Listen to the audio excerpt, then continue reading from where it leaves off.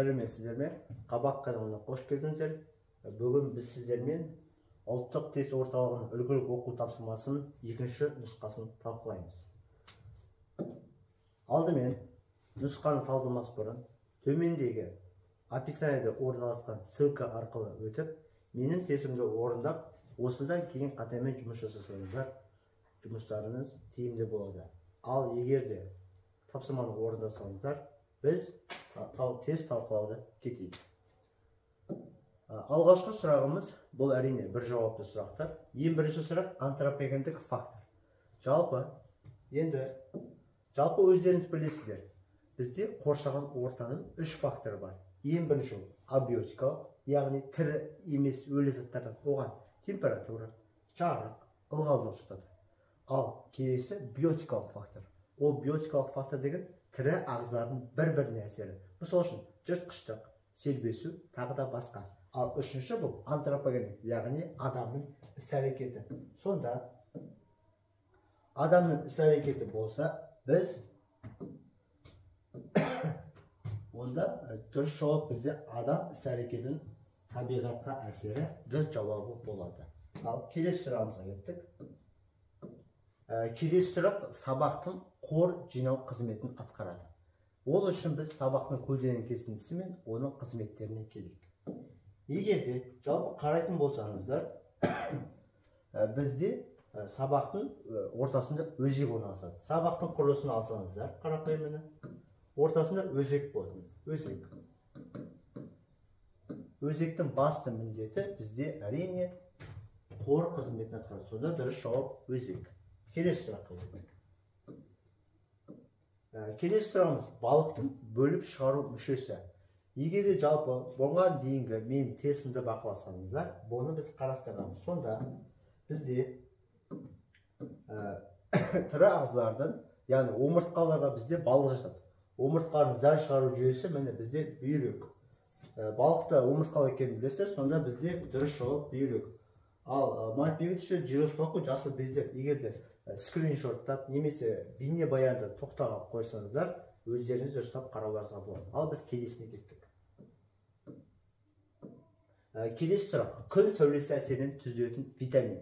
Егер де сіздер витамин, яғни дәрумендер тақырыбын өткенде болсаңыздар, бізде күн сәулесінен түзілетін дәрумен әрине Д дәрумені, дұрыс жауап бізде Д. Келесі сұраққа кеттік. Келесі сұрағымыз сүйек жігі арқылы байланысқан сүйек. Яғни бізде сүйектің қозғалмайтын және қозғалатын байланысы болатын білесіздер. Сонда бізде дұрыс жауап бізде сүйектердің байланыс сүйектері бізде үш түр бар. Жартылай қозғалатын, қозғалмайтын және қозғалмалы байланыс. Оның ішінде қозғалмайтын байланыстарда міндет сүйек жігі арқылы біргеді. Оған көбінесе жәнегі бізде жамбас, бас сүйектер жатыр. Дұрыс жауап бізде бас сүйектер, жамбас сүйектер. Сонда бізде дұрыс жауап жамбас. Келесі сұраққа кеттік.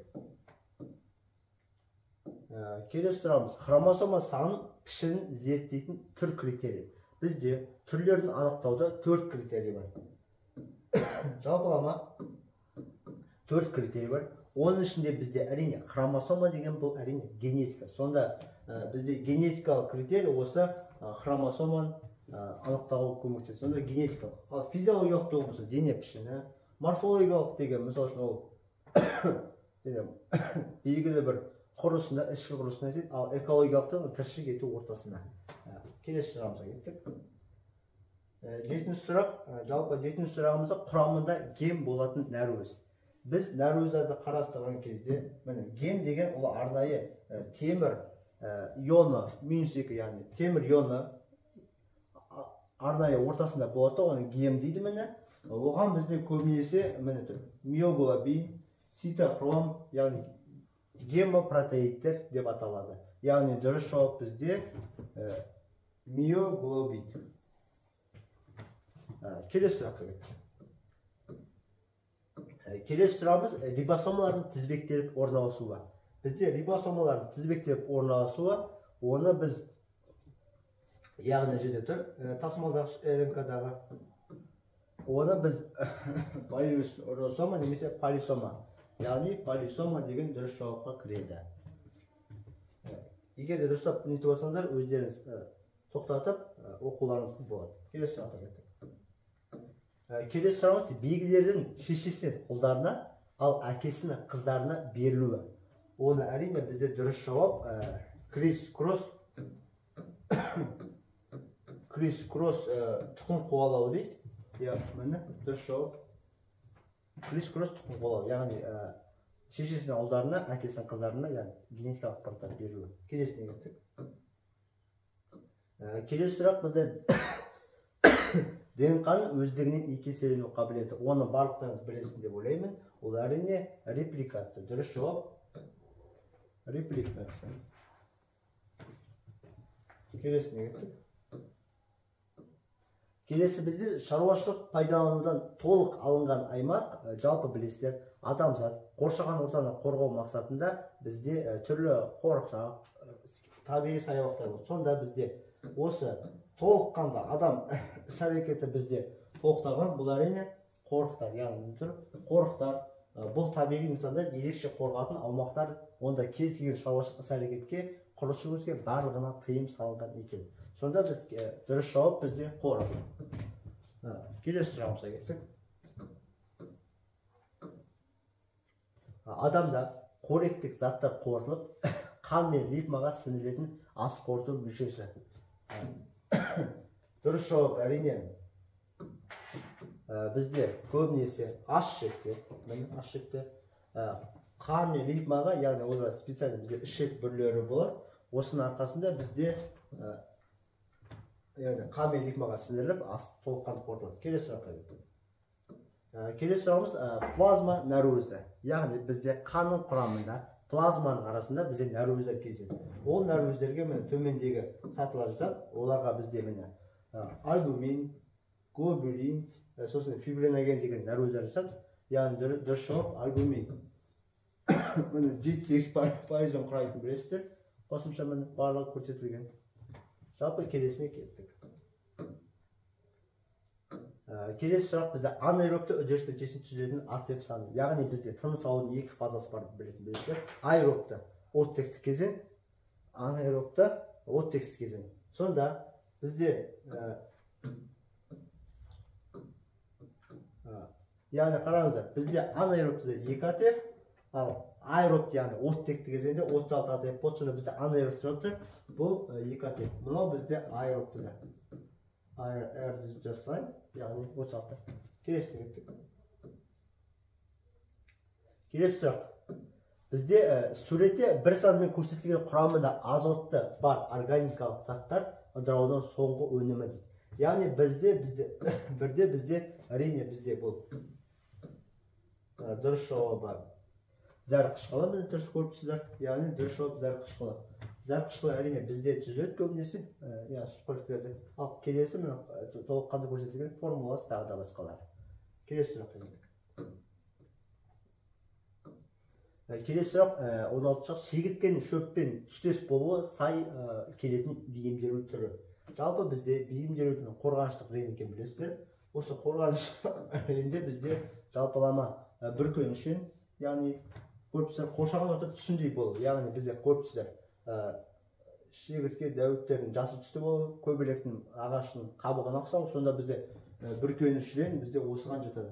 Ал келесі бөлшектен үрей деген ол әрине кішкене рен тұтастығын болмауы, ал көлеңкелеу ол әрине жолбарыс деген сияқты, яғни көбінесе жануарларға бар.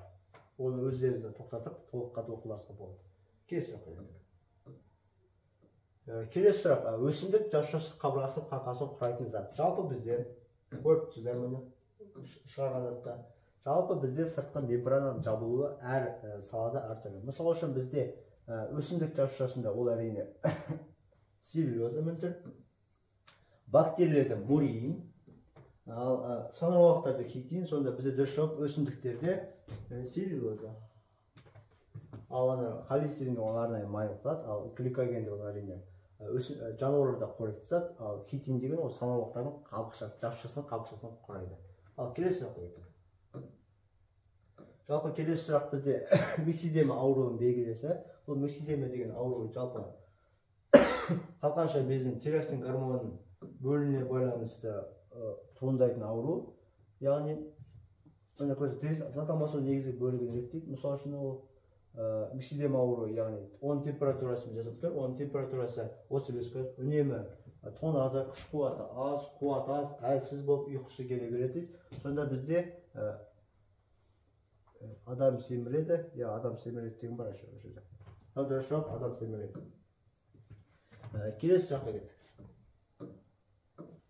Келесі жақта тұқымдардың құрамында май көп болатын өсімдіктер. Жалпы бізде май алынатын өсімдіктер төмендегімен тізімдеп тұр барлығы. Жалпы осы өздеріңіз тоқтатып, өздеріңіз дәптеріңізге жазуға болады. Бұл болашақта кездеседі. Сонда бізде тұқымында, яғни бізде рапс көбінесе, рапс жазылған міне, орам жапырақтың қышам екеуінде көбінесе тұқымдары май көп болады. Келесі жақта кеттік. Өздеріңіз тоқтатып жазып алуыңызға болады. Келесі сұрақ 20-шы. Адамда тік шаш рецессивті белгі, бюро шаш доминантты белгі, тік шашты ер адаммен гомозиготы бюро шашты әйел адаммен F1 ұрпақ, яғни бірінші ұрпақтың ұрпағының фенотип пен генотипі. Бұл әрине көптеген балалар бізде шатасады осы есепте. Енді осыны қарастырып көрейік. Ең бірінші біз parents деген P-ны жазайық. P деген бізде ата-ана, яғни ең бірінші еркек жазайық. Еркектің белгіленуі былай. Егер де еркектің бізде генетикалық құрылысы X, Y екен білесіздер. Жыныс хромосомасына Y. Келесі әйелде X. Енді қараңыздар. Адамда тік шаш рецессивті белгі. Значит, біз мына жерге А, сосын үлкен А дейміз. Мысалы үшін тік шаш, міне, тік шаш, сосын мынау бюро дейік. Яғни бюро бізде доминантты. Енді маған не деп тұр? Бюро шашты доминантты белгі. Тік шашты ер адам, яғни тік шашты ер адам. Мына жерге А-сын қойып қоямын. Сосын гомозиготалы, бюро шашты. Гомозиготал деген сөзге мән береміз. Гомозиготалың екеуі ұқсас деген сөз. Сонда бізде мына екі үлкен А қосылады. Егер де кіші А мен мына қосылса, онда гетерозиготал деп аталады. Гетеро. Енді осыған енді біз не істейміз? Пенотөркиаза арқылы біз есептерді шығарып көреміз. Мысалы үшін мына жерге анасын іздейік, мына жерге әкесін іздейік. Әкесі бізде X, A, Y. X үлкені, доминантты белгі. Сонда біз кетеміз. Ең бірінші бізде доминантты белгі жазасыздар, сосын.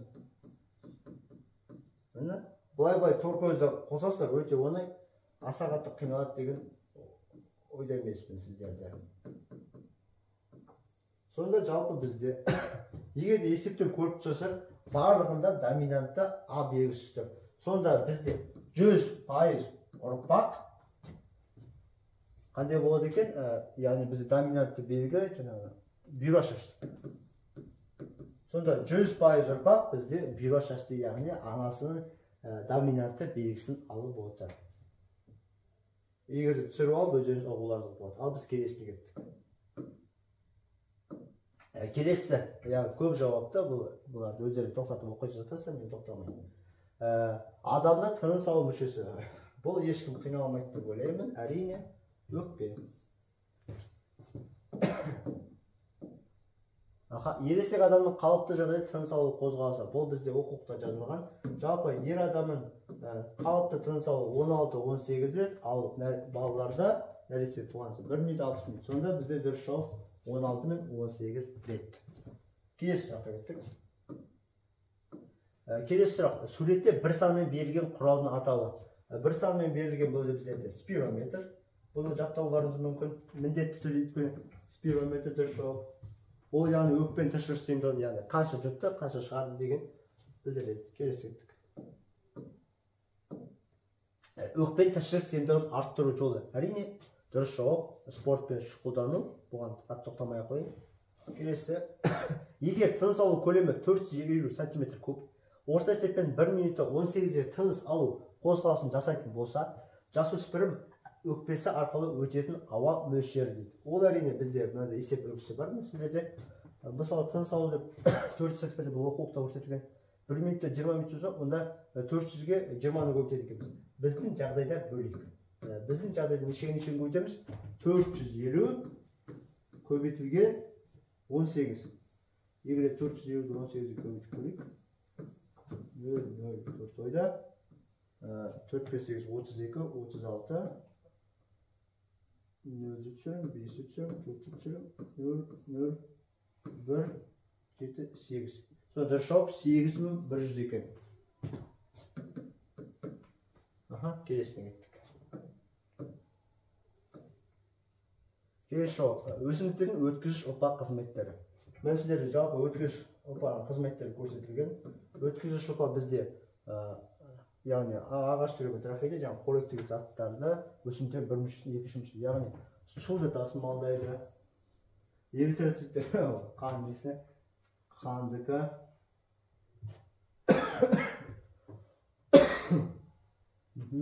қорғаныш қызметі минерал тасымалдайды.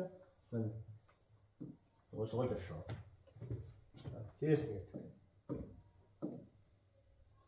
Адам қарқасының ұзын сүйектер. Бізде жалпы ұзын және қысқа сүйектерге бөлінетінін көріп тұрсыздар. Осы жерде тоқтатып, өздеріңіз скриншоттап, нақтылап жазып алуларыңызға болады.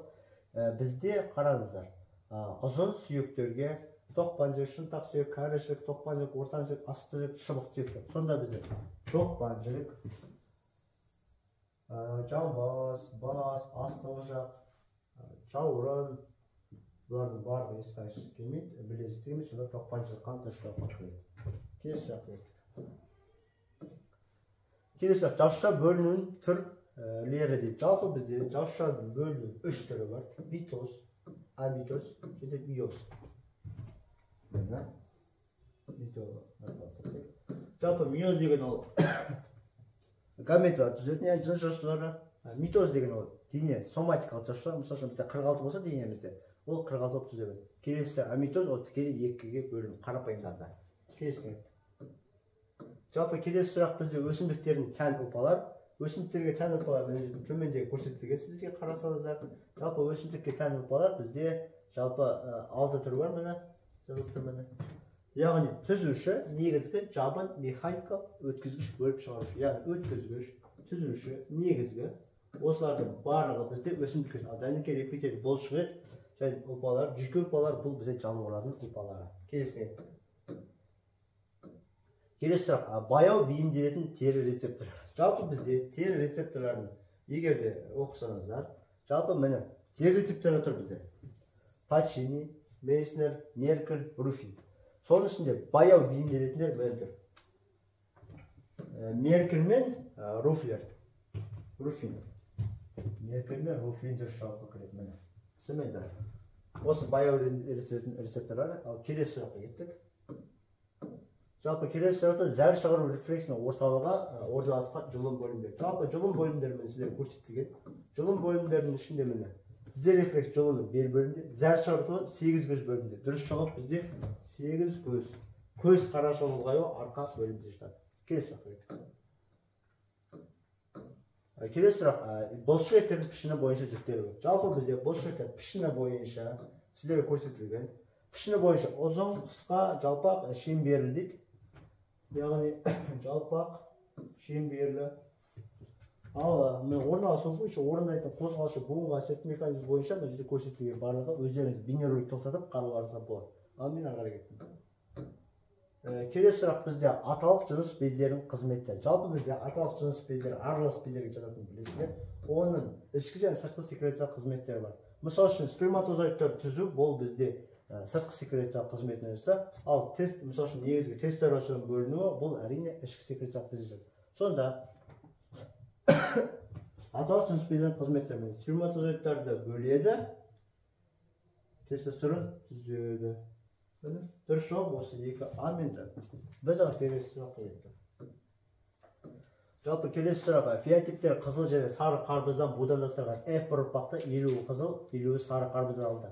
Будандастыруға алынған қарбыздардың генотиптері дейді. Жалпы бізде F1 белгілі бізде. F1 ұрпақтары. Яғни бізде 50% қызыл, сары. Мысалы үшін бізде біреуін қызылды біз доминантты деп алып көрейік. Мысалы үшін қызыл, жас, сары ма? Сары деп басайық. Енді қараңыздар, менде F1 ұрпақ белгілі. 50% сары, 50% мен қараңыздар. Мен гомозигот және гетерозиготаны білмеймін. Ол үшін не істеуім керек мен? Әрине, мына ұрпақтарын беріп көруім керек. Сонда менде 50% мысалы үшін сары болса, онда менде екеуі де кішкентай а болып көрінеді. Көрдіңіздер ғой? Міне екеуі кішкентай а болды. Значит, мына жоғары жағында а. Аха. Значит, менде бір ұрпақта мынандай. Сонда менде осындай шығады. Егер де мынау екеуі мысалы үшін бізде қызыл болса, мынау екеуі бізде сары. Сонда менде ата-аналардың бізде паренсі менде жалпы толыққан несі шығып тұр.